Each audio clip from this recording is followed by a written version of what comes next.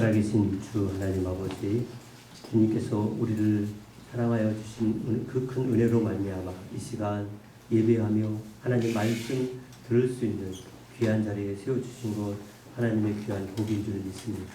아버지 하나님께 또 감사하며 이런 시간 자원하는 마음으로 하나님 앞에 귀한 예물을 드린 사랑하는 귀한 권속들, 하나님 아시오메 그의 가정과 사업장과 특히 코로나19로 인하여 어려움 당한 가정과 사업장들을 하나님께서 위로하여 주시고 복내려 주시고 지금 일어설 수 있도록 믿음의 영들 더하여 주옵소서. 우리가 한 몸 되어 이제는 모여서 함께 예배하고자 하는 그런 사모하는 심령들을 더하여 주셔서 함께 모여 하나님을 참여하며 찬양하며 주의 봉사하고 전도하고 선교하고 구제하는 하나님의 귀한 사역들을 잘 감당할 수 있는 그리스도의 모든 성도들 되게 주옵소서. 예수님의 이름으로 기도드립니다. 아멘. 오늘 말씀 베드로전서 3장 1절부터 12절입니다. 베드로전서는 신약 후반쯤에 있는데요. 베드로전서 3장 1절부터 12절 한 절씩 교독하겠습니다. 아내들아 이와 같이 자기 남편에게 순종하라. 이는 혹 말씀을 순종하지 않는 자라도 말로 말미암지 않고 그 아내의 행실로 말미암아 구원을 받게 하려 하리니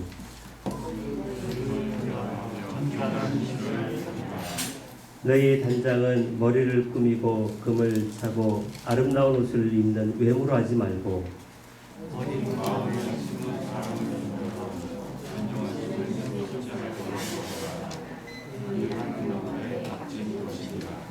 전에 하나님께 소망을 두었던 거룩한 부녀들도 이와 같이 자기 남편에게 순종함으로 자기를 단장하였나니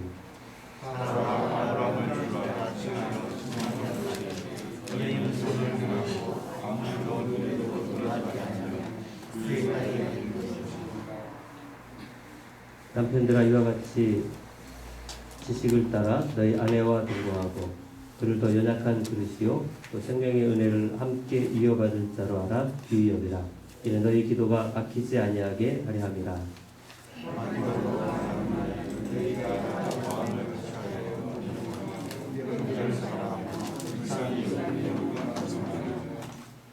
악을 악으로 욕을 욕으로 갚지 말고 도리어 복을 빌라.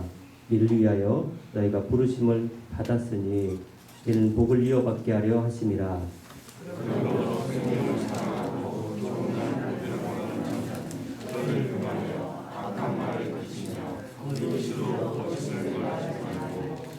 악에서 떠나 선을 행하고 화평을 구하며 그것을 따르라. 의인을 향하시고 그의 귀는 그의 간구에 기울이시되 주의 얼굴은 악행하는 자들을 대하시느니라 하였느니라. 아멘. 자, 이 시간 잠시 기도하는 시간을 잠깐 가지려고 하는데요. 우리 지난 3월 25일 날 새로 태어난 아기가 있습니다. 이름이 전하윤. 김미정 집사님. 이러고 나오세요. 이러고 나오시고. 우리 오늘 첫 교회 출석을 했습니다. 박수로.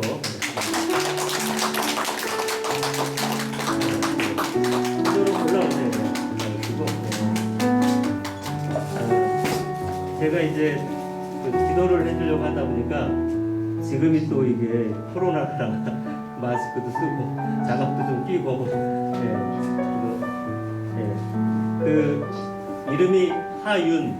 그래서 이제 물론 한문으로 지었겠지만 하나님의 경륜이라는 말이 있더라고요.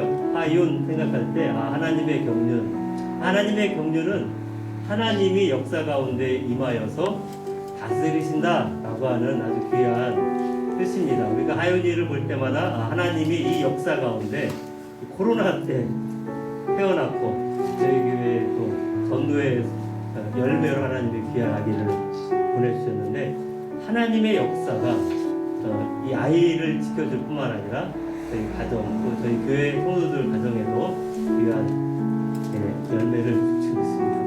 잠깐 이렇게 잡냐?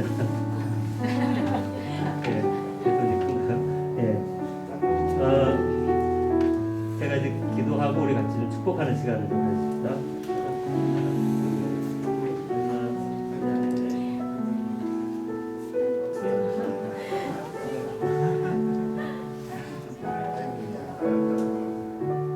다 같이 기도하십시다. 사랑하는 주 하나님 아버지, 2020년 3월 25일생 우리 하윤이를 이 땅에 보내주신 것 하나님의 은혜인 줄 믿습니다. 아버지 하나님께서 이 딸의 역사 가운데 임재하셔서 하나님을 알게 하시고 주의 영광 위에 살아갈 수 있도록 복내려 주옵소서. 우리 또한 이 아이를 통해서 하나님이 지금 이 시대에도 역사하시며 우리에게 생명을 주시며 우리에게 구원의 역사를 이루어 가시는 줄 믿사오니 우리 사랑하는 이 귀한 가정에 귀한 복으로 주신 아이를 통해서 하나님의 영광이 나타나게 하여 주옵소서. 예수님의 이름으로 축복하며 기도합니다. 아멘. 우리 축복성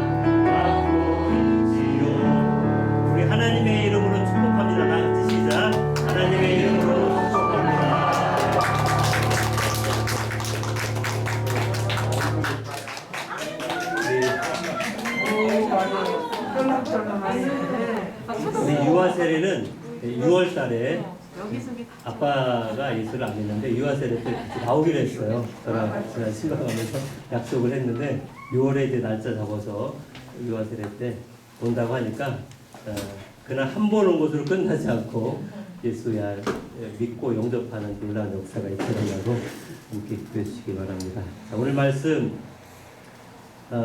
5월 달이 이제 가정의 달이라 다음 주일은 벌써 이제 5월 31일 성령 강림 주일이에요. 그래서 오늘 주일은 5월 마지막 주일이라 생각해서 제가 가정의 달에 대한 주제로 말씀을 한 번 더 전하려고 오늘 제목이 아내와 남편입니다.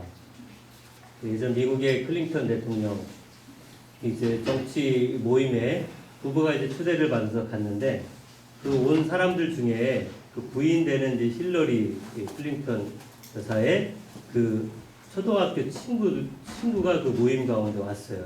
남자친구예요. 너무 반가워가지고 뭐 호응하고 또 악수하고 얘기 나누고. 그 옆에서 보고 있던 이 클린턴 대통령이 이제 질투가 나잖아요. 이제 모임 끝나고 집에 가는 중에 이제 차 안에서 승용차 뒤에서 클린턴 대통령이 당신이 나 만나서 영부인 됐는데 만약 그 친구 만났으면 뭐 됐을 것 같나. 그랬더니 이제 힐러리 여사 하는 말이 그 친구랑 결혼했으면 그 친구가 대통령 됐을 거라고. 여자들하고 말싸움은 못 이깁니다. 그냥 빨리 하고 가는 게 낫죠. 저는 이제 그렇지 않을 것 같았는데, 저도 이제 그 가정적인 남편으로 그렇게 아내나 가족을 잘 돌봐야겠다 그렇게 생각하는데 언젠가 아내가 저한테 불만을 가져요. 어느 때냐면 밖에 나갔다가 사람들하고 모임 끝나고 이제 저는 뭐 아무 일 없었는데 왜 이렇게 화가 났나 했더니 밖에서는 잘 자기를 안 챙겨주고 안에 오면 잘 챙겨주는데 그게 불만이라는 거예요. 왜 밖에서도 안 했는데 생각해 보니까 저도 저희 부모 세대 보고 자랐다 보니까 저희 부모 세대 저희 아버지나 장인어른 다 밖에서는 그렇게 뭐 동네 아주머니들 아저씨들이 자랐는데 집에 오면은 말도 없고 막 목석같이 그냥 말도 안 듣고 술만 먹고 막 이런 모습들이 지금은 그렇지 않지만 저희 부모 세대는 그런 모습들이 참 많이 있었던 것 같아요. 오늘 그 말씀의 배경이 되는 이 신약 베드로 전서가 쓰였을 당시가 AD 한 65년경인데 이때의 문화는 지금보다 더 심각하게 남성 위주의 문화입니다. 그러다 보니까 여자 아내는 부속품의 일부분으로 생각할 정도로 심지어 그때 어떤 말까지 있었냐면 이런 말이 있었어요. 아내는 빌려주어도 돈을 빌려주면 안 된다. 그럴 정도로 부인에 대해서 아주 무인격으로 이렇게 또한 이때는 종교가 남편의 종교에 따라서 가족이 다 따라갈 수밖에 없는, 가족에게는 종교의 자유가 없어요. 그래서 이제 성경에도 보면 사도행전에 너와 내 집이 구원을 얻으리라. 고넬료가 믿으니 가족이 다 믿었더라 할 때, 뭐 간수가 믿으니 가족이 다 믿었더라 라고 할 때 우리가 순수하게 가족도 다 같이 예수 믿었구나, 이게 아니라 당시의 문화가 남편이 어떤 종교를 믿느냐에 따라서 그렇게 다 따라가야 하는 그런 문화였던 거예요. 자, 그런 문화 속에 오늘 여러분이 읽은 이 3장은 그 앞에 2장 11절부터 있는 그 단락을 가지고 연결되는 현상에서 여러분 1절에 보면 아내들아 남편에게 순종하라고 할 때 여기 사이에 들어있는 표현이 이와 같이 라고 할 때 이와 같이라고 하는 뜻은 그 앞에 있는 단락을 가지고 이처럼 남편에게 순종해라 라는 의미예요. 그러면 그 앞에 있는 단락이 무엇일까? 여러분 그 이와 같이라고 하는 이 단어는 헬라어로 호모이오스라고 하는데, 그것은 앞에 있는 것을 교훈 삼아서 너는 이렇게 해야 된다. 그래서 그 앞에 있는 내용들이 무엇인가를 우리가 한번 잠깐 살펴봐야 되는데요. 이 베드로전서 2장 그 1절부터 11절부터 나오는 주제는 종과 상전에 관한 관계가 나와요. 종들이 예수를 믿으면 상전이 예수를 믿든 안 믿든 그 종은 예수를 믿는다면 상전을 좋은 주인이든 불의한 주인이든 복종해라, 순종해라, 이런 표현이고, 그리고 또 한 가지 예수님을 예를 들면서 예수님이 우리의 죄를 위해서 이 땅에서 고난을 받으셨다. 여러분 고난님은 누구예요? 하나님의 아들이시자 하나님이시잖아요. 어찌 보면 모든 창조물의 주인이에요, 주인. 근데 그 주인이 고난을 받았다고 하는 것은 종이 되었다는 거예요. 자, 그렇게 해서 오늘 본문을 통해서 우리가 첫 번째 생각할 게 아내들을 먼저 생각해 보면 뭐라고 아내 나옵니까? 첫 번째는 아내도 이와 같이 뭐해라? 남편에게 순종해라. 그래서 혹여 여러분 이 성경을 페미니즘이라고 하는 단체는 이 성경을 굉장히 가부장적인 책이라 해가지고 성경을 불신하는 그런 경우도 있는데, 그건 성경을 잘 몰라서 하는 얘기예요. 여러분 정말 그 가부장적이라 그러면 아내보다는 남편에게 하는 얘기가 많아야 되잖아요, 성경에. 그런데 오늘 여기 본문에서 1절부터 6절은 아내, 남편에게는 딸랑 한 절밖에 없어요. 한 절, 7절. 더 많이 성경은 아내에게 대해서 권면을 하는 얘기가 더 많이 있습니다. 그래서 오늘 이 아내에게 베드로도 뭐라고 이야기했습니까? 1절에 순종하라고 했을 때 베드로 사도의 가르침은 이 당시의 가치관 때문에 한 얘기가 아니에요. 베드로가 뭐라 그랬어요? 이와 같이 순종하라는, 이와 같이. 말씀드린 것처럼 이와 같이는 예수님이 너를 위해서 십자가에 달리사 받으신 그 고난을 네가 생각한다면, 그걸 믿는다면 네 남편이 안 믿어서 너를 핍박하고 너를 힘들게 해도 그 남편에게 어떻게 하라는 거예요? 예수님처럼 순종해라. 자, 예수님이 어떻게 했는지 우리 그 2장 21절 22절 읽어볼까요? 시작. 이를 위하여 너희가 부르심을 받았으니 그리스도도 너희를 위하여 고난을 받으사 너희에게 본을 끼쳐 그 자체를 따라오게 하려 하셨느니라. 22절. 그는 죄를 범하지 아니하시고 그 입에 거짓도 없으시며. 자, 그래서 베드로가 이러한 가르침의 작은 첫 번째는 당대의 가치관이 아니라 기독론적이라는 거예요. 예수님 때문에 아내는 남편에게 순종하라는, 남편이 잘해주니까 순종하고 못해주니까 불순종하는 게 아니라 잘해주는 것과는 상관없이 예수님 때문에 순종해라. 두 번째는 어떤 걸 드냐면 이 5절 6절 본문에 가시면 믿음의 선배들의 본을 따르라. 이 5절 읽어볼까요? 시작. 전에 하나님께 소망을 두었던 거룩한 부녀들도 이와 같이 자기 남편에게 순종함으로 자기를 단장하였나니 사라가 아브라함을 주라 칭하여 순종한 것 같이 너희도 선을 행하고. 여기까지 보시면 전에 거룩한 부녀들, 창세기에 나오는 사라, 리브가, 라헬, 레아를 예를 들지만 그 가운데 지금 베드로는 사라를 예를 들면서 사라가 아브라함을 어떻게 했다는 거예요? 존중하고 그를 이 남편으로 잘 대해줬다. 아브라함이 남편으로 완벽한 남편감은 사실은 아니었어요. 여러분 아시잖아요. 아브라함이 믿음의 조상 소리를 들었지만 그가 애굽에 내려갔을 때 자기 아내를 뭐라 그랬어요? 저는 총각이에요. 총각 신세했잖아요. 총각이라고. 예, 아내가 있는데 자기 목숨 하나 지키려고 아내를 팔았어요. 바로 왕에게. 난 총각이에요. 그게 한 번만 그랬나요? 아니에요. 예, 아비멜렉 왕인가요? 거기서도 또 내 누이예요. 저는 총각이에요. 여러분 이런 남편이 집에 있다고 생각해 보세요. 예, 망망이로 그냥 예, 어떻게 결혼했는데 아내를 지키기는커녕 자기 목숨 지키려고. 그런 아브라함이었음에도 불구하고 사라가 어떻게 했다는 거예요? 존중해주고 존경해줬는데 메시지 성경에 보니까 이렇게 했어요. 표현했는데 사라는 아브라함을 보살피면서 나의 사랑하는 남편이라고 불렀다.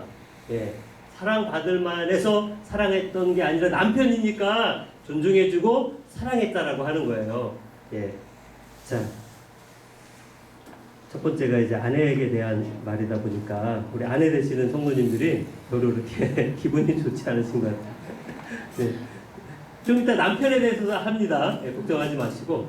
네. 세 번째, 베드로가 뭘 또 근거를 드냐면 다시 1절로 가보시면 이 1절에 보니까 이 남편이 안 믿는 남편인 거예요. 1절에 보니까 안 믿는 남편인데 그 안 믿는 남편이기 때문에 말로서는 소용없고 여기 1절 하반절에 보니까 그 아내의 행실로 말미암아 구원을 받게 하려 함이라.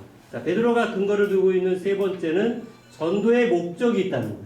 왜 순종해야 되느냐? 전도의 목적 때문에. 그래서 여러분 고린도전서에 보면 만약에 불신 형제가 예수 믿는 자매에게 결혼하자고 하면 결혼해라. 왜? 너로 인해서 이 형제가 예수를 믿을 수 있기 때문에. 또 반대로 남자가 믿고 여자가 안 믿어도 만약 그 여자가 결혼하기 원하면 결혼해라. 혹여 너의 믿음 때문에 내 아내가 예수 믿을 수 있지 않겠는가? 그래서 불신자와의 결혼을 성경이 반대하는 건 아니에요. 그러나 뭘 근거로 해요? 반드시 예수 믿게 해야 한다라는 것을 전제하고 이렇게 사도 바울도 이야기하는데 베드로도 마찬가지예요. 불신 남편이지만 예수님이 우리의 죄를 위해서 십자가에서 순종한 것처럼 그 고난을 받아들인 것처럼 남편을 순종하는 것은 오히려 그를 구원하기 위한 하나님의 놀라운 구원의 역사일 수 있다라고 하는 것을 베드로는 이야기합니다. 한 가지 더 살펴보시면 어떤 목적이 있냐면 경건의 측면이 있다고 하는데요. 여러분 본문 베드로전서 3장 3절부터 읽어볼까요? 시작.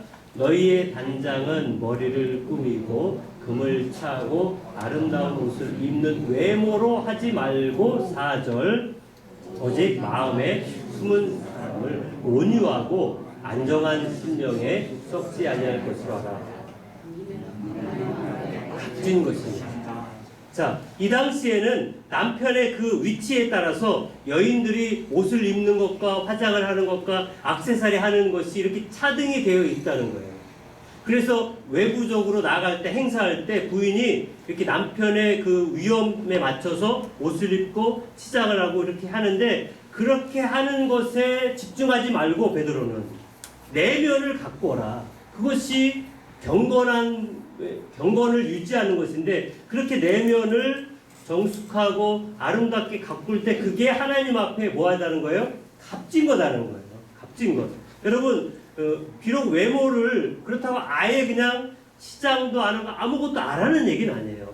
기본적인 건 하되 안 믿는 사람들이 늘 다 하는 것이니 우리가 정말 집중해야 될 것은 외모나 외적인 것보다는 나의 내면을 뭐라고 이야기해요? 마음에 숨은 사람을 온유함과 안정한 심령에 썩지 아니할 것으로 그렇게 마음을 가꾸는 것이 그를 통해서 하나님께 아름답게 된다는 것입니다. 일부 예배 때 예화를 하나 알려드렸었는데 저 지방에 사는 어떤 교회의 간증이에요. 전도 간증인데 제목이 이거예요. 벼락이 미소로 변했습니다. 교회에 열심히 나와 봉사하고 하시는 여자 성도님이 있는데 남편과 아이들이 교회를 안 나와요. 한 번은 목사님이 신방을 했더니 마침 남편이 혼자 있는데 남편에게 부인과 같이 교회에 나오고 예수님 믿으세요. 그렇게 이야기했더니 남편 부인이 봉사 열심히 하는 걸 안다. 그런데 이 부인이 집에 오면은 성격이 막 불같아가지고 막 벼락처럼 막 잘못하면 나나 아이들은 숨기 바쁘다. 어떻게 교회 다니는 사람이 이럴 수 있느냐. 그래가지고 이 목사님이 다음 주에 부인을 불러서 내가 신방한데 이랬는데 남편이 지금 이런 얘기 하더래요. 집사님 어떻게 그럴 수 있습니까? 회개하시오. 그래가지고 부인이 목사님 옆에서 회개하고 이제 집에 돌아갔는데 또 그날따라 이 남편이 낚싯대를 사갖고 집에 왔는데 하필 그 낚싯대를 펴다가 얼마 전에 부인이 산 예쁜 전등을 박살내버렸어요. 그래가지고 드디어 벼락이 치겠구나 라고 생각했는데 이상하게 그날따라 조용하게 그 부인이 빗자루를 갖고 그걸 쓸면서 남편에게 괜찮아요 미소를 짓대요. 그래서 그 다음 주에 바로 남편이 부인 따라서 교회 나갔다고 하는 진짜입니다. 전도 간증. 네. 우리의 삶이 가까운 사람들에게는 복음이 되고 하나님의 사랑이 되고 하나님의 역사가 되기 때문에 구원하는 측면도 있고 경건의 측면도 있다는 것입니다. 성경은 여인이나 남편이나 모든 사람을 동등하게 취급하시고 하나님은 이 모든 것을 조화롭게 이루어지기를 원하는 것입니다. 아내의 순종이 남편을 주께로 인도할 수 있다라고 하는 것을 오늘 이 성경은 강조하고 있다면 가정에서 우리 아내 되는 귀한 여자 성도님들은 주를 위해서 주님이 우리의 죄를 위해서 십자가에서 그렇게 죽으시고 고난을 당하신 것처럼 어떠한 환경 속에서도 순종하고 또 내면을 가꿀 때 이것이 정말 예수 그리스도께서 영광을 받으시며 또한 경건의 열매가 있으며 전도의 측면이 있다는 것을 기억할 수 있기를 바랍니다. 자, 우리 두 번째는 남편에게 대한 것입니다. 자, 남편도 이와 같이 하라고 하는데 우리 7절 말씀 가볼까요? 시작. 이와 같이 지시는 그리고 연약한 이로 귀이라 이는 너희 기도가 지지 아니하게 하리라. 부부 관계에 대한 성경의 원리는 아까 말씀드린 것처럼 동등하다는 거예요. 그래서 지금 베드로전서뿐만 아니라 바울 서신에서도 이 부부 관계에 대한 메시지가 많이 있는 우리 대표적으로 에베소서 5장 21절 시작. 그리스도를 경외함으로 피차 복종하라. 그리고 마지막 33절입니다. 시작. 그러나 너희도 각각 자기의 아내 사랑하기를 자신같이 하고 아내도 자기 남편을 존중하라. 자, 여기 보면 피차 복종하라 그러잖아요. 피차 서로 똑같이 아내가 남편에게만 순종하는 것이 아니라 남편도 아내에게 또한 순종하고 서로 피차 복종하고 함께 그 가정을 이루어라. 심지어 이 바울은 어떻게 보면 이 가정은 작은 교회의 시작이다라고까지도 이야기할 정도로 가정에서 우리의 믿음에 출발하는 것을 볼 수가 있습니다. 자, 베드로도 남편에게 이야기했듯이 이와 같이 우리 다시 본문 3장 7절로 가보시면 이와 같이 그 아내에게 하라라고 할 때 그 이와 같이는 똑같아요. 그 앞전에 아내들이 남편에게 하는 것처럼 남편 된 자들도 아내에게 이와 같이 그 아내를 어떻게 하라느냐? 그 작은 첫 번째는 자 따라갑시다. 아내를 잘 알아야 한다. 네, 우리 여자분들은 말고요. 남자 되시는 분들만 한번 따라갑시다. 아내를 잘 알아야 한다. 아내를 잘 알아야 한다. 네, 소리가 이게 크지 않은데 크게 하셔야 돼. 이럴 때는 옆에 부인이 있을 때는 더 크게 많이 하셔야지. 예, 아내를 잘 알아야 한다. 이게 맞는 말이더라고요. 저도 결혼한 지 20년이 넘었지만 예, 지금도 예, 이렇게 가끔 혼날 때 보면 예, 잘 모르는 것 같아요. 정말 아는 것 같은데 정말 안다고 했는데 뭘 아냐? 나 중심으로 아는 거예요. 나 중심. 아내 중심으로 아는 게 아니고 누구 중심으로요? 남자는 자기 중심으로 아내를 알려고 해요. 그것부터 이게 잘못됐더라고요. 아무리 오래 살았는데도 아내를 모르는 건 뭐 때문에 모르냐? 나 중심으로 아내를 보려고 하니까 아내를 모르는 거예요. 그래서 그걸 가지고 베드로가 뭐라고 이야기해요? 지식을 따라, 지식을 따라. 다시 말하면 그 지식이라는 게 뭐예요? 하나님이 이 아내를 우리에게 주었을 때 아내는 나의 소유, 구성물이 아니다. 아내는 똑같은 동등한 조건에서 하나님의 형상으로 지음받은 사람이다. 그래서 이 7절 말씀에도 가보면 여기 7절 그 중간에 아내를 어떻게 여기라 그러냐면 더 연약한 그릇이요 또 생명의 은혜를 함께 이어받을 자로 알아 귀히 여기라. 이 귀히 여기라라고 하는 이 단어는 베드로전서 2장에도 가보면 보배로운이라고 하는 말과 같은 의미인데 여러분 아내를 귀히 여기라고 할 때는 똑같다는 거예요.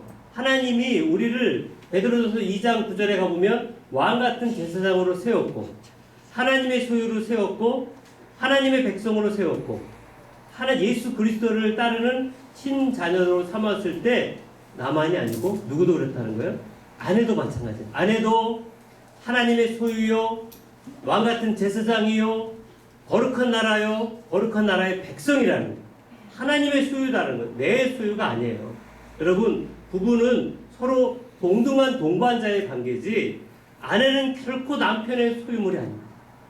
또한 남편도 아내의 소유물도 아닙니다.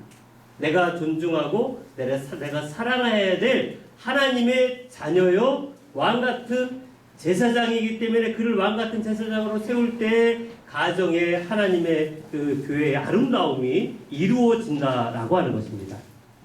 자, 그러면서 여러분 뭐라고 이야기해요?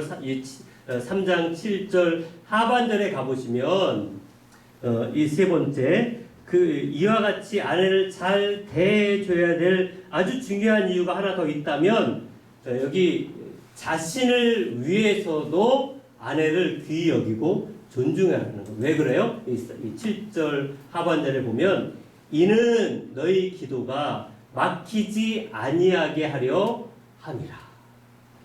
여러분 기도가 막힌다는 게 어떤 의미일까요? 하나님 앞에 열심히 기도하고 열심히 부르짖고 간구하는데 그 기도가 막힌 기도야. 나는 열심히 했다고 했는데 하나님에게는 상달되지 않는 기도다. 어떤 기도가 그렇다는 거예요? 내 가까이에 있는 아내에 대해서 모르고 그를 왕같은 존재로 세우지 않고 그를 인정하지 않고 그를 사랑하지 않고 그를 귀히 여기지 않을 때의 그 기도는 막힌 기도다라고 베드로가 어찌 보면 무시한 경고를 하고 있다는 것을 볼 수 있습니다. 얼마 전인가 그 부부의 세계 저는 뭐 보진 못했는데 뭐 드라마가 많은 사람들에게 이렇게 많은 사람들이 봤다 그러더라고요. 예. 일부러 안 봤습니다. 내용이 뻔한 것 같더라고요. 예. 바람피는 그런 내용인데 마치 그것이 당연한 것처럼 아름답게 표현하는데 여러분 바람피고 부정하는 건 당연한 게 아니에요. 그건 죄악이에요. 가정을 허무는 것은 그건 하나님이 철저하게 금지하는 것입니다. 여러분 결혼했다면 하나님께서 가정을 통해서 하나님의 살아계신 하나님의 영광을 나타내라. 그래서 가정은 작은 교회인 거예요. 그 교회의 목회자는 제가 아니에요. 남편이요 아내가 그 가정의 목회자로 그 가정을 하나님의 말씀으로 섬기고 하나님의 말씀으로 다스리고 하나님의 말씀으로 본을 보여야 하나님이 그 가정 가운데 주인이심이 나타날 수 있게 된다는 것입니다.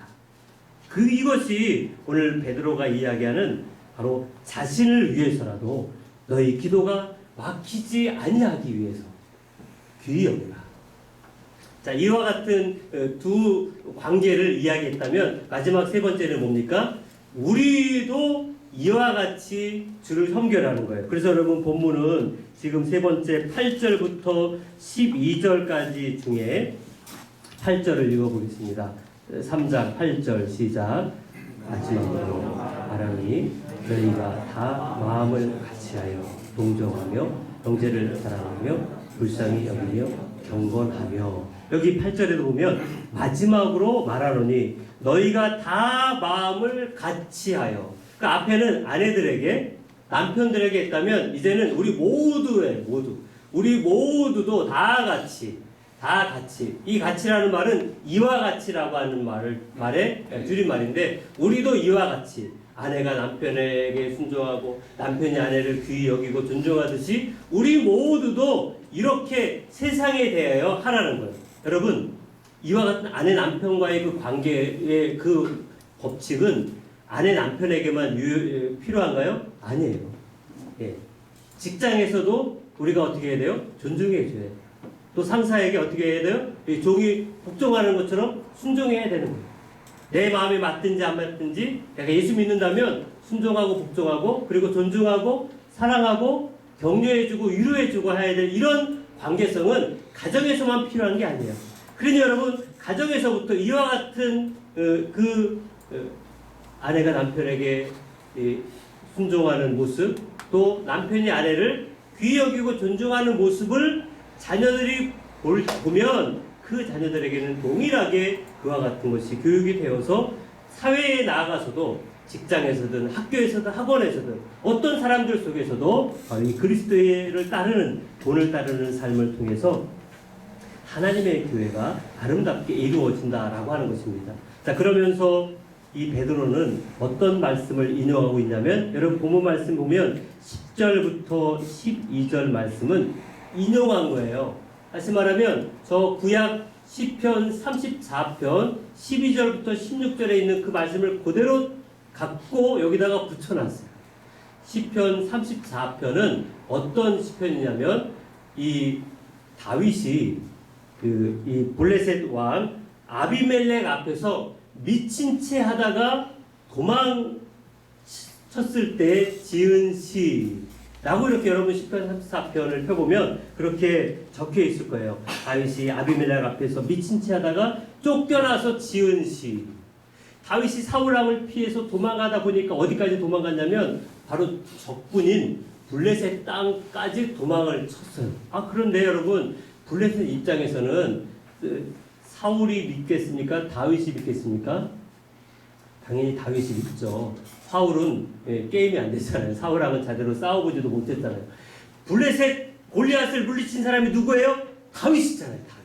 그런데 그 원수 다윗이 블레셋까지 왔어요. 자기 땅까지 왔어요. 그냥 죽일 수 있어요. 그러다 보니 다윗이 갑자기 미친 채 하면서 그 위기 상황을 피할 때 지은 시를 베드로가 여기 3장 10절부터 12절에 그대로 갖다 붙여놨는데 우리 10절 말씀만 읽어볼까요? 시작. 그러므로 생명을 사랑하고 좋은 날 보기를 원하는 자는 혀를 금하여 악한 말을 그치며 그 입술로 거짓을 말하지 말고 생명을 사랑하고. 자, 생명을 사랑하라는 거예요. 원수라 한다 할지라도 사랑하고 좋은 날 보기를 원한다면 거짓말하지 말고 바르게 삶을 살아가라 라고 이야기합니다. 우리가 세상에 대하여 하나님 믿지 않는 자들에 대하여 그들과 똑같이 그들이 악을 범하니 우리도 똑같이 악을 범한다? 그럴 수 없다는 거예요. 그들이 아무리 악하고 그들이 아무리 범죄해도 우리가 그 속에서 있다면 우리는 어떻게 해요? 선으로 그것을 갚으라는 거예요. 그럴 때 하나님의 살아계신 예수 그리스도의 제자라고 하는 그 소리를 들을 수가 있다는 것을 이야기합니다. 자, 이제 말씀을 정리해 보십시다.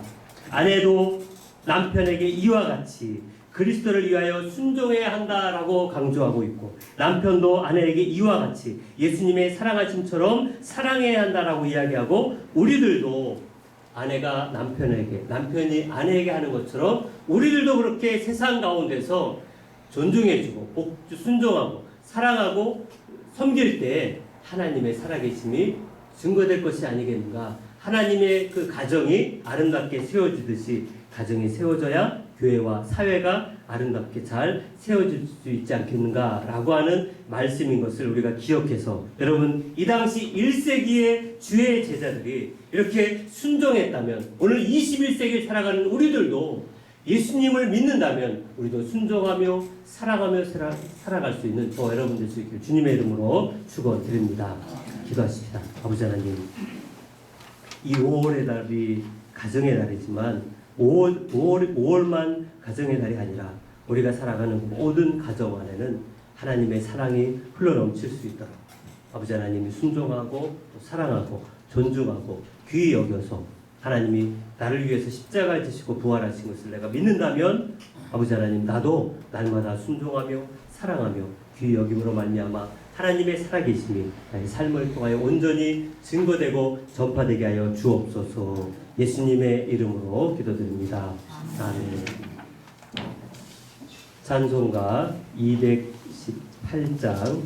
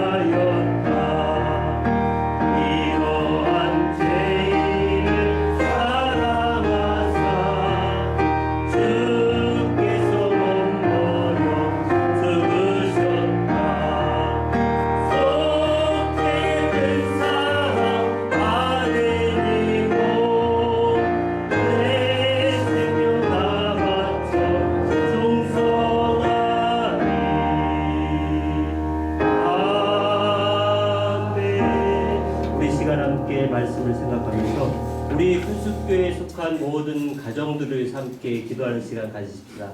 아내는 남편을 향하여 순종하고 복종하고 또 남편은 그 아내를 귀히 여기며 사랑하며 그 가정을 잘 돌보며 가정을 통해서 하나님의 작은 교회로서 말씀이 살아 역사하는 가정이 되며 우리 가족에 혹여 구원받지 못한 가족이 있다면 예수 믿고 구원받는 구원의 역사가 있는 가정이 되게 해달라고 기도하시고 또 신앙의 성장과 놀라운 능력이 있고 특별히 이 코로나19로 인하여 경제적인 어려움이 있을 때 하나님께서 이 가정과 경제적인 어려움을 해결해 달라고 함께 우리 기도하십시다.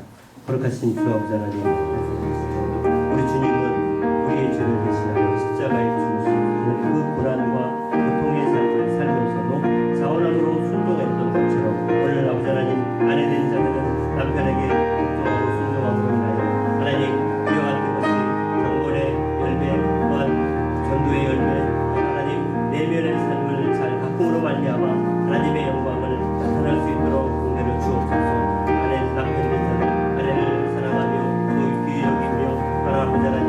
우리 모두가 이 세상을